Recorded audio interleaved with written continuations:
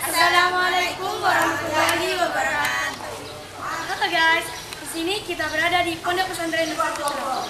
Jadi kita di sini akan mengobservasikan asrama putri Pondok Pesantren Nurul Ulum.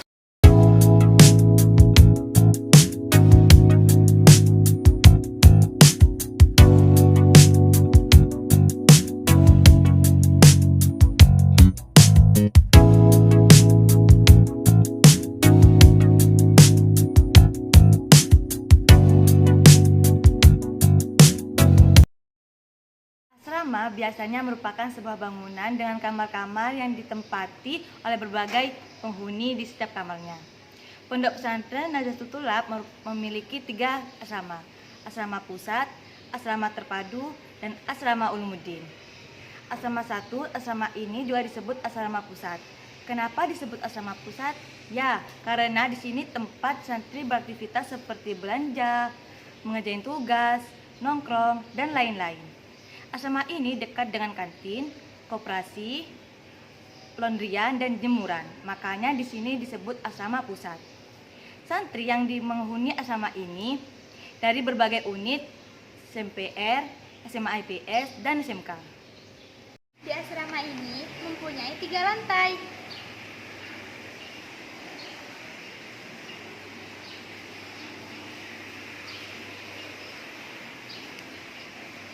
Lantai yang pertama terdapat kantin untuk santriwati membeli berbagai macam siap saji seperti gorengan, es batu, memasak mie, dan lain sebagainya. Selain itu, terdapat koperasi, tempat santriwati berbelanja berbagai kebutuhan seperti sabun mandi, sikat cuci, dan lain sebagainya. Terdapat laboratorium. Laboratorium ini biasanya tempat penyimpanan laptop bagi santriwati yang mempunyai laptop. Biasanya dibuka dari mulai pukul 8 hingga pukul 10. Nah, ini dia gambaran lab putri di Pondok Nahdlatul Tholab. Kalau kalian ingin tahu, di setiap lokernya terdapat masing-masing laptop dari setiap kelas. Dan juga di lantai 2 ini terdapat warnet bagi santriwati yang tidak memiliki laptop. Biasanya untuk menggunakan warnet tersebut cukup membayar 2 koin nata. Dan kalau ini adalah komputer yang biasanya digunakan bagi santriwati yang tidak mempunyai laptop. Ini adalah ruangan visitor yang biasanya digunakan para ustadzah untuk melakukan WRN, untuk menyelesaikan permasalahan para santriwati. Dan di sini terdapat komputer untuk merekap seluruh data-data pengabsenan para santriwati.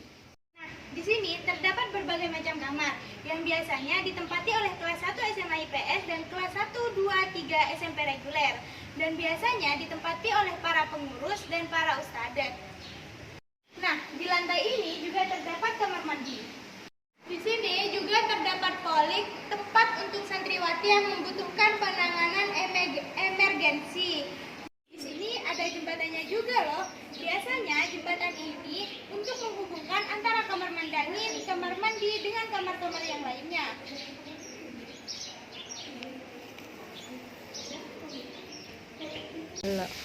Yuk menuju ke lantai 3.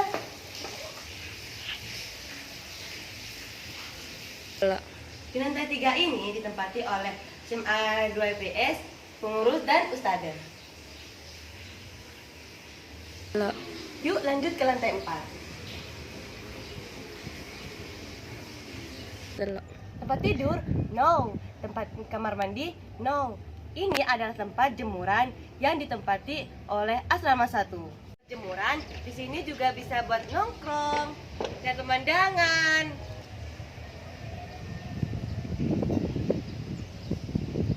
Dan bisa dibuat untuk menjemur diri alias dihukum. Hari ini kita menuju ke asrama 2. Yuk ikuti saya. Asrama 2 ini biasa disebut asrama terpadu. Kenapa sih disebut asrama terpadu?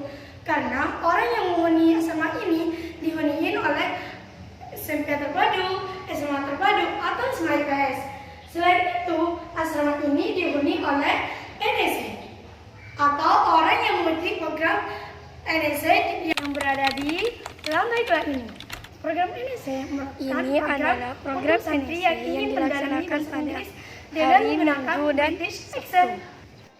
Biasanya kelas NSC dibagi menjadi 4 tingkatan, yaitu kelas A, kelas B, kelas C, dan kelas D. NSC adalah singkatan dari Nata English Club.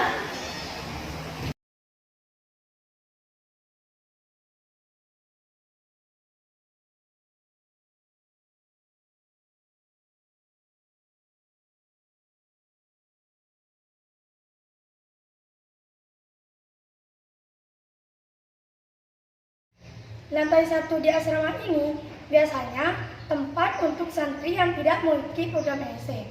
Di lantai 1 ini terdapat kamar yang menghadap utara dan menghadap selatan. Biasanya kamar yang menghadap selatan biasa disebut asrama terbalik. Ini dia kamar terbalik. Di depan kamar terbalik terdapat kamar mandi yang luas dan ada juga balkon. Nah, di sini saya sedang berada di aula mulaqa'ah. Biasanya tempat mulaqa'ah ini sering digunakan santri ketika menyetrika. Biasanya santri ketika mau menyetrika di sini.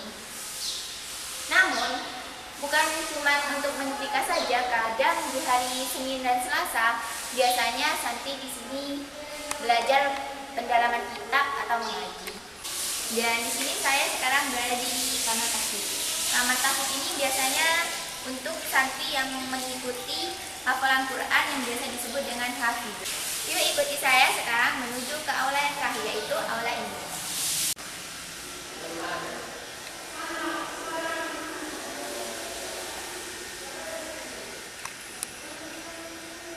Yang luas ini yang dinamakan aula induk. Aula induk ini bisa digunakan untuk santri makan. Namun bukan hanya itu, tempat aula induk ini bisa untuk jadi pengiriman ketika hari Jumat atau hari libur nasional. Dan di sana ada wastafel untuk mencuci piring atau membasuh tangan. Dan ketika santri ingin makan, santri biasanya mengantri di sini.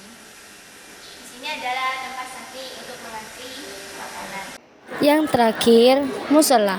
Musola ini tempat santri untuk berjemaah, pengajian tafsir, dan pendalaman kitab. Di musola ini terdapat 2 rak, velunata, cermin, dan layar lebar yang biasanya untuk santri menonton saat waktu liburan. Sekian pengobservasian dari kelompok kami. Kurang lebihnya mohon maaf. Assalamualaikum warahmatullahi wabarakatuh.